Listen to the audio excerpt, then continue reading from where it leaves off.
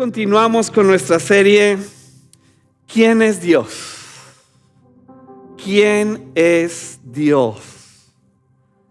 Y partimos de esta experiencia que nos relata el apóstol Pablo en el libro de los Hechos, diciéndonos que estando en Atenas se puso de pie ante el concilio y dirigió las siguientes palabras a los hombres de Atenas: veo que ustedes son muy religiosos en todo sentido.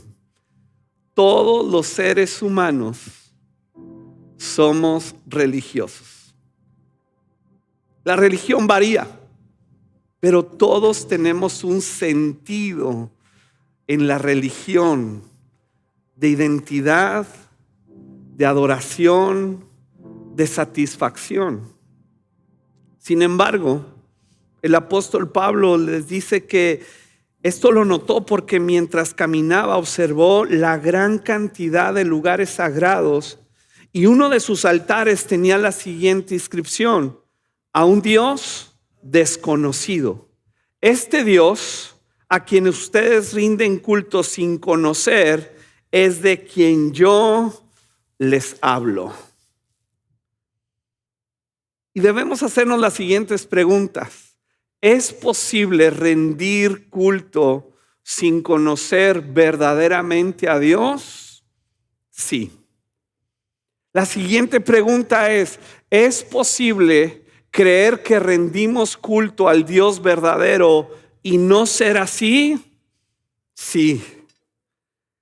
Pero la tercera ¿es posible conocer al Dios verdadero y rendirle culto verdaderamente? Por supuesto que sí.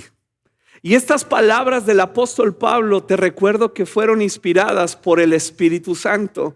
Y es el Espíritu Santo quien nos dice que quiere enseñarnos al verdadero Dios para que podamos rendir culto verdadero. El Dios verdadero, al crearnos a su imagen y semejanza, nos instaló una especie de GPS interno que nos puede guiar a Él. Todo ser humano, por el hecho de ser humano, diseñado a la imagen y semejanza de Dios, tiene una especie de GPS, un localizador satelital celestial que lo guía a casa.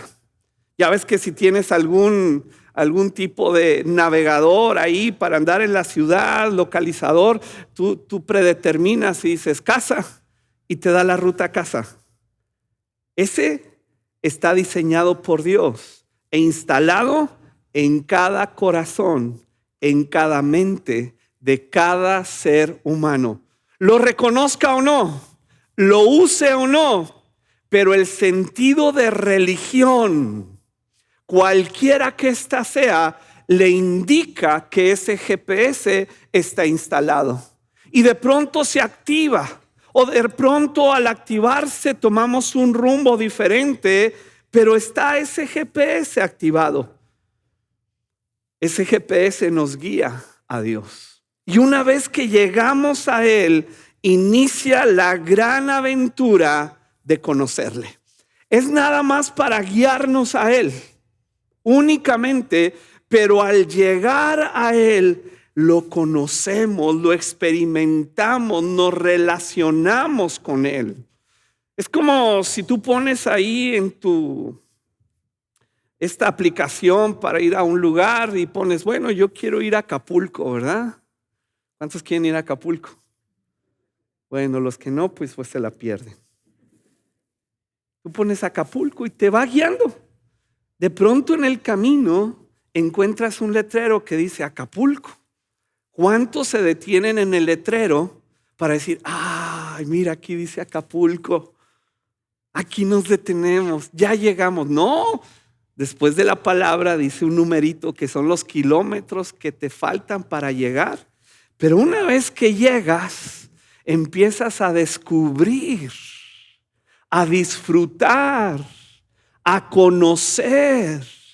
Y la experiencia de conocer es lo que te transforma.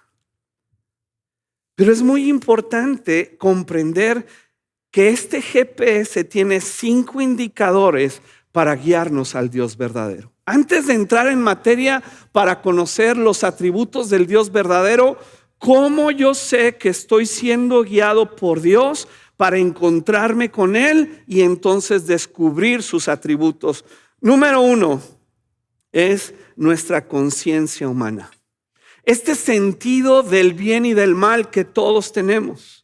Pablo lo dice a los romanos, aún los gentiles o los no creyentes, quienes no cuentan con la ley escrita de Dios, muestran que conocen esa ley cuando por instinto la obedecen, aunque nunca la hayan oído. Ellos demuestran que tienen la ley de Dios escrita en el corazón, porque su propia conciencia y sus propios pensamientos o los acusan o bien les indican que están haciendo lo correcto. Este es el primer nivel, el primer indicador. Mi conciencia me está diciendo que es incorrecto lo que estoy haciendo. Por eso me escondo. Tú has visto a los niños desde muy pequeños que se esconden cuando la mamá o el papá les dice, no vayas a agarrar esto. Parece que les decimos, agárrenlo. ¿Y qué hace el niño? Lo toma y lo esconde porque su conciencia lo está acusando. Todos los seres humanos tenemos eso. Por eso nos escondemos cuando hacemos lo malo. Pero también nos indica lo que es bueno. Por eso sentimos satisfacción cuando tenemos un acto de bondad, cuando damos nuestro dinero, cuando ayudamos a alguien en necesidad, cuando decimos palabras que edifican y alientan. Pero ese es el primer nivel. Otro nivel muy básico, lo vimos la semana pasada, es la creación. ¿Te acuerdas? Como dice Romanos, ellos conocen la verdad acerca de Dios porque Él se la ha hecho evidente, pues desde la creación del mundo todos han visto los cielos y la tierra. Por medio de todo lo que Dios hizo, ellos pueden ver a simple vista las cualidades invisibles de Dios, su poder eterno y su naturaleza divina. Así que no tienen ninguna excusa para no conocer a Dios. Así que la naturaleza y nuestra conciencia nos indican en un primer nivel 2 características importantes de Dios: su poder eterno y su naturaleza divina. Pero solo hasta ahí, no podemos avanzar más, que es el otro indicador del GPS que nos lleva a conocer el verdadero Dios. Bueno, la palabra de Dios escrita. La palabra de Dios escrita. Mira cómo le dice Pablo a Timoteo: desde niño o desde la niñez se te han enseñado las sagradas escrituras, las cuales te han dado la sabiduría para recibir la salvación que viene por confiar en Cristo Jesús. Porque toda la escritura es inspirada por Dios y es útil para enseñarnos lo que es verdad. Ese tiene la cualidad, esta es la cualidad principal de la palabra de Dios. No son simplemente consejos, nos expone la verdad que nos hace libres, la verdad que nos lleva al Padre, la verdad que nos libera, que nos restaura. Es la verdad porque enseña al Dios verdadero. Nos enseña lo que es verdad para hacer ver lo que está mal en nuestras vidas. Nos corrige cuando estamos equivocados y nos enseña a hacer lo correcto. Si dejamos ese versículo ahí, te darás cuenta que a diferencia de Romanos, nos dice Romanos que la conciencia y la naturaleza nos enseñan que Dios es poderoso y que existe. Pero luego viene la controversia, porque entonces hay cosas que para mí no son malas, que para ti sí lo son. Y entonces es relativo a tu edad, es relativo a tu género, es relativo a tu cultura, a tu formación. Dependiendo en qué parte del mundo estés, es bueno o es malo. Pero para cerrar esa brecha, Dios nos dice, es que la escritura ya te lleva a la verdad, para hacernos ver lo que está mal. ¿Y qué es lo que está mal? lo que contradice los atributos de Dios. Generalmente cuando hablamos de pecado, lo hablamos en términos muy humanos. Y generalmente en base a nuestra conciencia y a la observación de la naturaleza, asignamos la palabra pecado a ciertas cosas. ¿O no? Decimos que no está mal. Pero ¿qué es lo que dice la verdad de Dios? Nos guía a la naturaleza de Dios, al diseño divino de Dios en nuestros corazones, para nosotros comprender que no fui diseñado para este comportamiento, para este pensamiento, para este estilo de vida. Y eso, aunque la Biblia lo llama pecado, realmente nos está llevando a la verdad de la naturaleza de Dios para vivir en ella y entonces encontrar una gran satisfacción. Nos corrige cuando estamos equivocados y nos enseña a hacer lo correcto. Y vivimos en un tiempo en el que no nos gusta la corrección, donde hablamos de la libertad, sí, como seres humanos que sí tenemos, pero dándole cabida al libertinaje. Y no estoy hablando, yo sé que de pronto vienen a nuestra mente ciertos comportamientos de personas, pero si yo lo ubico en mi vida, en la libertad que yo me doy a mí mismo de ciertos comportamientos de ira, de maldición, ciertos comportamientos de odio, ciertos comportamientos de juicio, donde yo tengo y me doy la libertad, porque en mi experiencia humana considero que eso está bien y tengo el derecho de sentirlo. Pero luego viene la palabra de Dios y nos corrige y nos enseña a hacer lo correcto. Nos habla del perdón como un mandamiento y no como una decisión. Nos enseña del amor como un mandamiento y no como una decisión.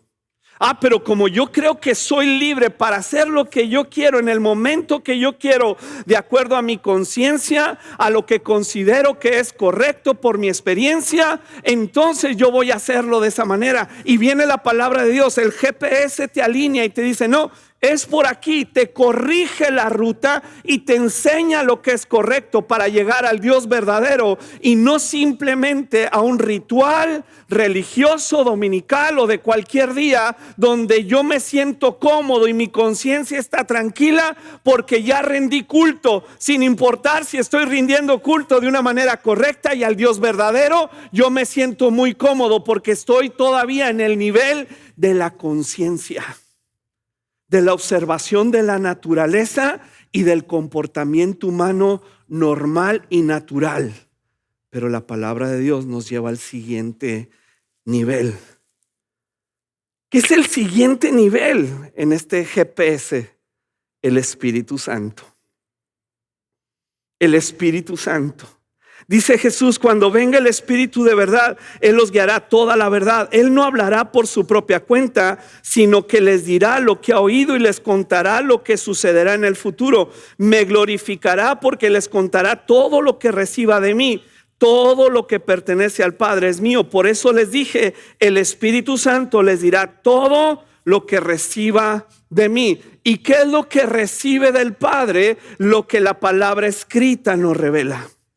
Lo toma el Espíritu Santo y lo imparte, ya no la palabra como un conocimiento teológico o doctrinal, sino como algo que se escribe en nuestros corazones y que transforma nuestra manera de pensar, nuestra manera de vivir, nuestra manera de hablar, nuestra manera de comportarnos, donde ya estamos siendo guiados por la palabra de Dios. Y aunque en mi naturaleza divina yo tiendo a la desviación, yo quiero irme por otro camino que el GPS no me está llevando, yo quiero que mi experiencia me guíe, mi corazón me guíe, mis corazonadas y todo lo que la humanidad encierra.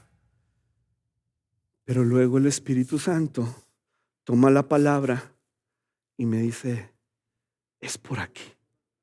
para que conozcas al Dios verdadero. Y por último, ¿qué nos guía al Dios verdadero?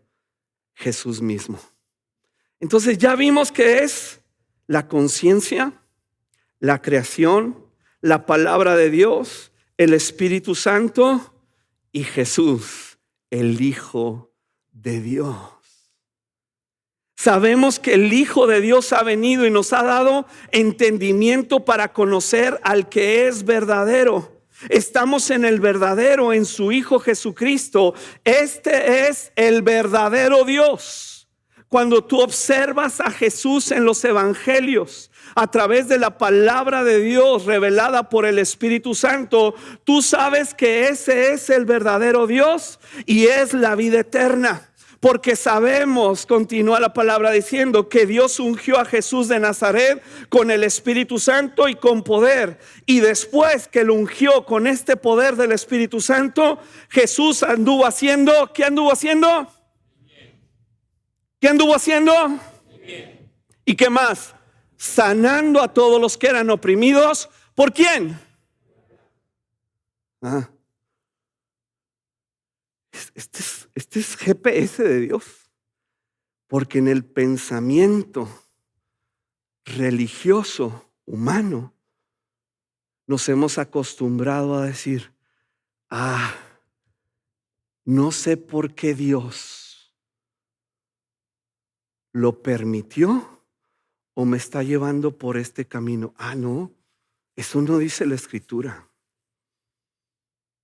Mi GPS dice que Jesús, quien me muestra al Padre, en su naturaleza divina, Él se dedica a hacer el bien y a sanar la opresión que viene del diablo. Esta es mi guianza. Porque yo me puedo desviar en ese pensamiento humano y porque no veo en mis circunstancias que Dios está obrando de acuerdo a lo que yo espero, la manera como yo creía. Y le empiezo a dar explicaciones y explicaciones, y es una mezcla de las costumbres y rituales con el pensamiento popular religioso, y hago una mezcla de todo eso y digo, este es Dios. No, ese no es el Dios verdadero. Porque el Dios verdadero se muestra a través de Jesús, y Jesús anduvo haciendo el bien y sanando a todos los que eran oprimidos por el diablo, porque Dios estaba con él. Entonces, cuando yo noto que en mi vida hay algo contrario al bien de Dios, a la libertad de Dios, y estoy viviendo bajo una opresión de cualquier tipo, yo puedo entender que el Dios verdadero no me tiene ahí, y yo tengo que ir con él y clamar a él y conocer la verdad que me hace libre, para entonces seguir mi camino y dar con el Dios verdadero que me sustenta, me sana, me libera, me provee. Y aunque las circunstancias de mi vida no lleguen a ser las que yo espero, sí estaré lleno de paz y de eternidad. Sí. Porque el Hijo irradia la gloria de Dios. ¿Tus circunstancias están irradiando la gloria de Dios? No. Si no es así, entonces no es Dios quien te tiene ahí. Pero en esa condición, Dios puede irradiar la gloria de Dios. Yo no le doy gracias a Dios por las cosas difíciles y adversas. No. Yo simplemente le pregunto, ¿cómo es que en esta situación yo te voy a experimentar? Porque yo no creo que Dios me la mandó para experimentarlo. Yo no, lo voy a decir otra vez. Yo no creo, según lo que la Biblia me dice de Jesús, que Dios me lo mandó para luego experimentar. O sea, vivimos en una dualidad del pensamiento griego, del Dios bueno y del Dios malo. El yin y el yang. Y entonces Dios crea la calamidad para luego crear la cura. Ese no es un pensamiento bíblico. Pero como la opresión sí viene del diablo y no es una confrontación de poder, sino de verdad. La verdad me hace libre. cuando el Hijo está irradiando su gloria. Irradiando su gloria. Irradiando su gloria y expresando el carácter mismo de Dios. Pero de nuevo, por cultura, nos han enseñado a abrazar la calamidad y creer que a través de la aflicción Dios tiene contentamiento conmigo. Ese no existe en la Biblia. La única calamidad, aflicción y sacrificio que el Padre acepta es el de su Hijo Jesucristo. Y su Hijo Jesucristo expresa en ese sacrificio el poder del Espíritu Santo. Están muy serios, porque yo sé que acabo de tocar algo fundamental, el callo más grande que tenemos por cultura religiosa latina. Pero ¿sabes qué ha hecho eso? Crear en el corazón ansiedad y desilusión. Y lo veo constantemente. Y entonces para nosotros lavarnos el cerebro a nosotros mismos. Ay, pues Dios sabe por qué. Y le asignamos a Dios las obras del diablo. Y ese no es el Dios verdadero. Yo siempre pongo este ejemplo, porque la Biblia dice que si nosotros papás sabemos dar cosas buenas a nuestros hijos, cuanto más nuestro Padre Celestial. Entonces yo no me imagino tener esa actitud con mis hijos.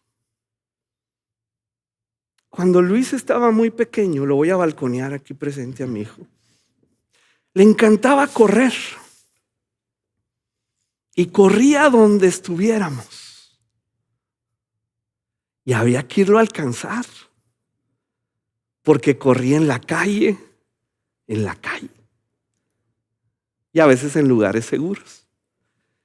Pero yo no me imagino, o qué clase de padre yo sería si hubiera tomado la actitud de decirle a mi hijo, ya te he explicado que no debes de correr en la calle, pero ¿quieres correr? Que te atropelle un camión para que aprendas. ¿Qué clase de papá sería eso? ¿Un lunático? ¿Un bipolar? ¿Sí o no? ¿Por qué creemos que Dios actúa así? ¿Por qué? Porque no, ándale. Y que te enfermes. Y que venga la calamidad sobre ti. ¿Puede bajar su mano, por favor? Que venga la calamidad sobre ti. Cuando lo que nos enseña Cristo es que anduvo haciendo bienes y sanando a los oprimidos por el diablo. Si yo estoy oprimido y tengo presión, lo económico te oprime. Los problemas en tu hogar te oprimen. La enfermedad te oprime. Dios no la mandó ni la permitió. Vivimos en un mundo caído, gobernado por el diablo y por mis incapacidades e imprudencias. Pero ahí, en ese lugar, lo que la Biblia enseña es que el Hijo va a irradiar su gloria. Pero yo no quiero la calamidad para experimentar la radiación de la gloria de Dios. No, Pablo enseña a los romanos, no digamos que vengan males para experimentar los buenos. No, eso es masoquismo, eso enseña la religión. Pero Dios en su bondad nos guía en Cristo Jesús para recibir la gloria del Padre y guiarnos al verdadero Dios. Y sí, en el mundo va a haber aflicción. Continúo hablando del Hijo. Ahora Dios nos ha dado a conocer su misterioso plan. ¿Pueden leer eso conmigo? Porque otro de los paradigmas en el pensamiento religioso Es que todo lo de Dios es un misterio. Ah, caray, ¿cómo? Pues qué difícil. Y luego hay raza que lo quiere hacer todavía más difícil. Y en un misticismo raro, insistimos en que tenemos que conocer eso que no conocemos, que es muy misterioso. Y luego se levantan los que dicen, pero yo sí sé. Y nos quieren hacer dependientes de ellos, de los iluminados, de los que sí saben cómo. Cuando mira lo que dice acá. Ahora Dios nos ha dado a conocer su misterioso plan. Si era misterioso antes de que Cristo viniera, pero ahora ese misterioso plan se trata de Cristo. Un plan ideado para cumplir el buen propósito de Dios. ¿Para cumplir el qué? El buen propósito de Dios. Yo no estoy cumpliendo un buen propósito. Aún mi conciencia me indica que esto no es bueno, que no es normal, que no es natural, que no puede provenir de Dios, el Padre de las luces, en el cual no hay variación. Y entonces, ¿qué está pasando? Voy a Cristo Jesús para que el Hijo de Dios irradie a través del Espíritu Santo y su palabra la gloria de Dios. Y aunque haya una aflicción en esta tierra, yo tengo eternidad en el corazón, puesto que mora el Espíritu Santo de Dios eterno. Y aún en la aflicción, aún en la muerte, yo tendré la victoria, porque permaneceré con Dios para la eternidad. Sí, dale un fuerte aplauso para él.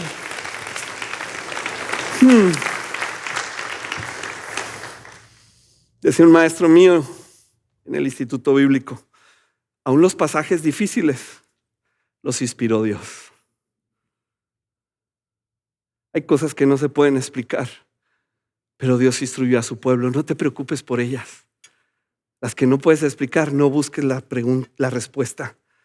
Pero lo que sí entendemos hoy, el misterioso plan descubierto en Cristo, ese sí. Como está escrito, cosas que ojo no vio ni oído yo, ni han subido a corazón de hombre, son las que Dios ha preparado para los que lo aman. Pero Dios nos la reveló a nosotros por el Espíritu, porque el Espíritu Santo todo lo escudriña, aún lo profundo de Dios, los tesoros profundos del corazón de Dios, descubiertos en Cristo, en el Espíritu Santo, en la palabra, en el nivel de la conciencia, de la naturaleza, descubierto. Por eso el apóstol Pablo dice a los romanos, no tenemos excusa. No tenemos ninguna excusa, porque el Dios verdadero ha provisto un GPS para llegar a Él. Pero la vanidad, la terquedad en el corazón humano nos lleva siempre a desviarnos. Algo que sea más cómodo. Y parece mentira que llega a ser mucho más cómodo abrazar la calamidad y la mentira de la desgracia para sentirnos víctimas, que participar como protagonistas en la historia de redención del Dios verdadero. Pero es ahí donde Él nos está invitando. Quiero brevemente introducir el tema a uno de los atributos de Dios que me parece el más esencial y como eje del cual todos fluyen, el cual es su inmutabilidad. Wow. ¿Qué quiere decir que Dios es inmutable? Que Dios es inalterable en su ser. Inalterable. Él no se altera como tú y como yo. Él no reacciona como tú y como yo. A pesar de que conviven con sus atributos, la ira, el celo, Él no reacciona. No es vengativo, no es voluble, no es hormonal, no es bipolar. Es inalterable en su ser, en sus perfecciones, en su propósito y promesa. Sin embargo, en efecto, Dios actúa y siente emociones. Siente en forma diferente en respuesta a situaciones diferentes. Pero no es visceral. Él no cambia. Tú y yo pudiéramos orar: Señor, que el sol salga hoy por el norte y que se meta en el sur. ¿Esa oración será contestada? No. ¿El sol sale de dónde? Del oriente y se pone en el poniente. Eso es inalterable. Es inalterable el que Jesús, el Hijo de Dios, resucitó de entre los muertos, venciendo al diablo, al pecado y a la muerte. Es inalterable que Dios nos escogió, nos amó y nos adoptó antes de la fundación del mundo. Es inalterable para Dios. No lo altera mi pecado, no lo altera mis circunstancias, no lo altera mi dolor, no lo altera mi depresión, no lo altera, pero sí lo conmueve. ¿Y cómo actúa Él? De acuerdo a sus atributos. Él no se conmueve, no cambia. Mira cómo lo dice Santiago: todo lo que es bueno y perfecto desciende a nosotros de parte de Dios nuestro Padre, quien creó todas las luces de los cielos. Él nunca cambia ni varía, como una sombra en movimiento. Nunca cambia. Y por eso es que oramos. No oramos para ver si Dios quiere. Es que venimos orando: Dios, porque tú ya quisiste. Porque en la cruz del Calvario vestiste a Jesús de mi vergüenza, de mi pecado y de mi maldad. Es inalterable que por la fe en Cristo Jesús yo tengo la salvación, soy redimido, soy adoptado, soy bendecido y tengo una herencia gloriosa en el cielo que no cambia, ni se marchita, ni pierde su valor, y que está presente en mi vida, y que cuando no la estoy experimentando, algo tiene que suceder, pero no me pregunto simplemente qué está pasando. Voy al GPS, voy a la palabra de Dios, me rindo al Espíritu Santo y permito que esa palabra me llene de paz, de guianza, de alegría y de fe para pelear las batallas de la fe como buen soldado de Jesucristo. Pero no estoy en un rincón. Aunque siento la tristeza y la angustia, no estoy en un rincón, simplemente viendo mis heridas. No puedo. ¿Por qué? Porque Él es inalterable. Mira cómo lo dice. Si somos infieles, wow. Si somos ¿qué? Este cala. Si somos infieles, Él permanece, pues Él no puede negar quién es. Él no puede negar quién es. Tú y yo sí. Tú y yo sí negamos. ¿Por qué? Porque a veces juzgamos a alguien que nos ofendió. Y como me ofendiste, yo también te voy a ofender. Ya alteré quién yo soy, puesto que estoy juzgando algo que se supone que yo sí tengo. Yo sí tengo paciencia, amor, educación, dominio propio, pero me voy a negar a mí mismo para darle rienda suelta a mi carne para ayudarte y pagarte con la misma moneda. Dios no. Dios dice: no hay nada, ni tu infidelidad, que me haga cambiar a mí. Por eso mi amor es eterno. Mi bondad es eterna. Y misericordia es eterna. Mi justicia es eterna. ¿De dónde nace la eternidad? De que el Dios eterno no cambia. ¿Has sentido que Dios cambia? ¿Has percibido que Dios cambia? Sí, porque yo a veces lo percibo. es que no es Dios. Tal vez me salí de la guianza del GPS y tengo que regresar.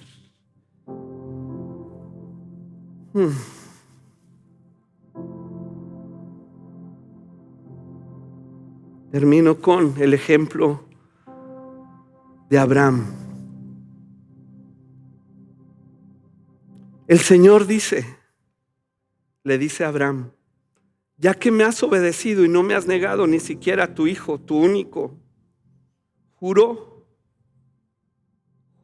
¿por quién juró Dios? Por mi nombre. Obedeciste. Tu obediencia no causa pacto con Dios.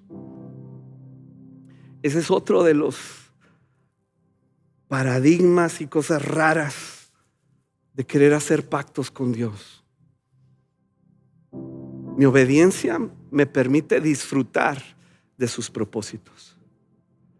Pero aún Abraham, el padre de la fe, no tuvo la capacidad, porque un pacto se hace entre iguales. Quienes tienen la capacidad de obligarse. Si hay un abogado acá, pues nos explicará mejor.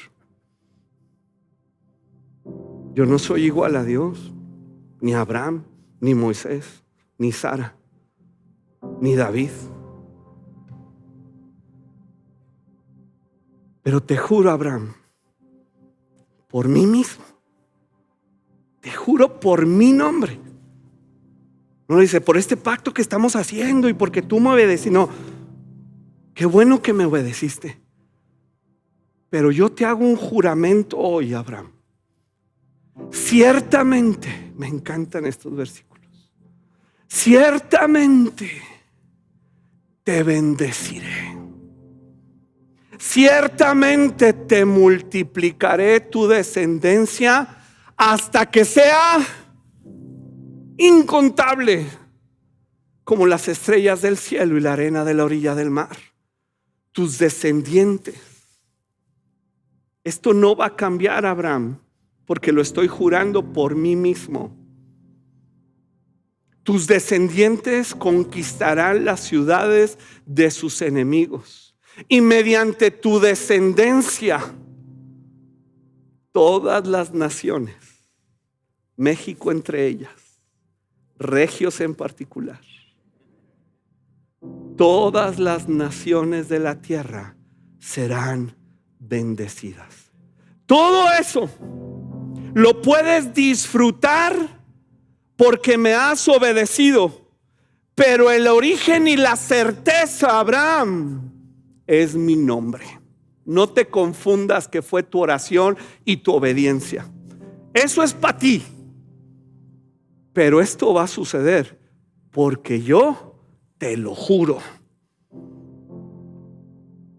Y cuando tú comprendes por el Espíritu Santo la verdad, el alcance y trascendencia de la inmutabilidad de Dios, cuando tú pases por aflicciones, puedes decir: aunque pase por el agua, no me voy a ahogar.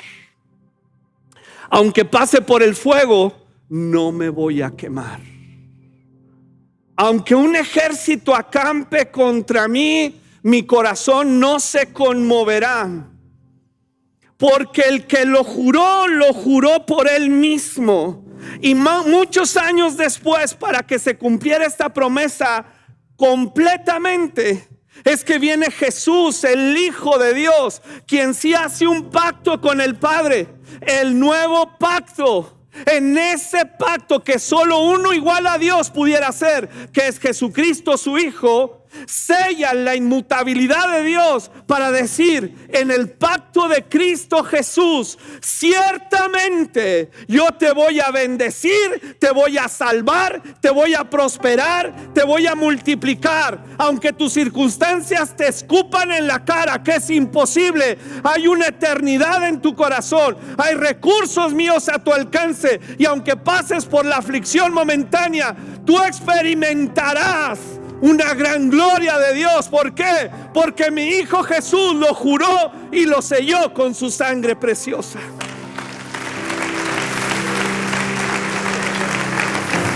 Acompáñame de pie, por favor. Inmutabilidad.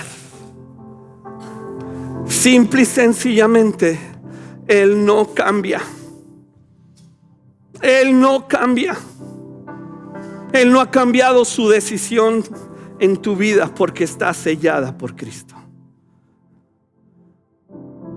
Cualquiera que sea tu condición, cualquiera que haya sido tu experiencia, tu formación religiosa igual a la mía,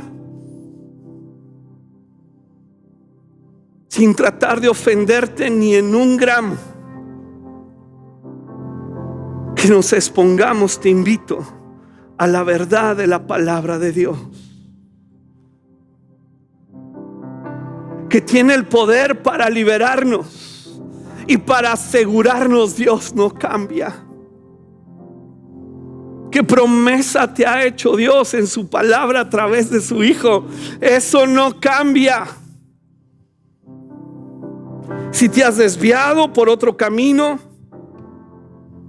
de temor, de incredulidad, ve a la palabra, pídele al Espíritu Santo. Y como dice Josué, el libro de Josué, de las palabras del mismo Josué: yo y mi casa serviremos al Señor. Esa es mi promesa. Fundamentado sobre la roca eterna, inconmovible, piedra angular, construiremos nuestra casa. Mis hijos serán flechas en mi mano, disparados a su destino eterno. Mi matrimonio fundamentado en la roca, en el pacto eterno de Cristo Jesús, tendrá la capacidad para revivir el enamoramiento. Mi cuerpo mortal, físico, que se desgasta, experimentará la gloria de Dios y la resurrección de entre los muertos, porque Dios lo ha prometido y Él no cambia. Mi Dios pues suplirá lo que me falta conforme a sus riquezas en gloria. Ese no cambia. Eso no cambia. Y si no lo estoy experimentando, Señor, simple y sencillamente no preguntaré por qué. Voy a ir a tu palabra, porque el misterioso plan ya fue revelado en Cristo Jesús. Espíritu Santo, permítenos experimentar esta cualidad tuya de inmutabilidad, en el nombre de Jesús. Amén. Amén.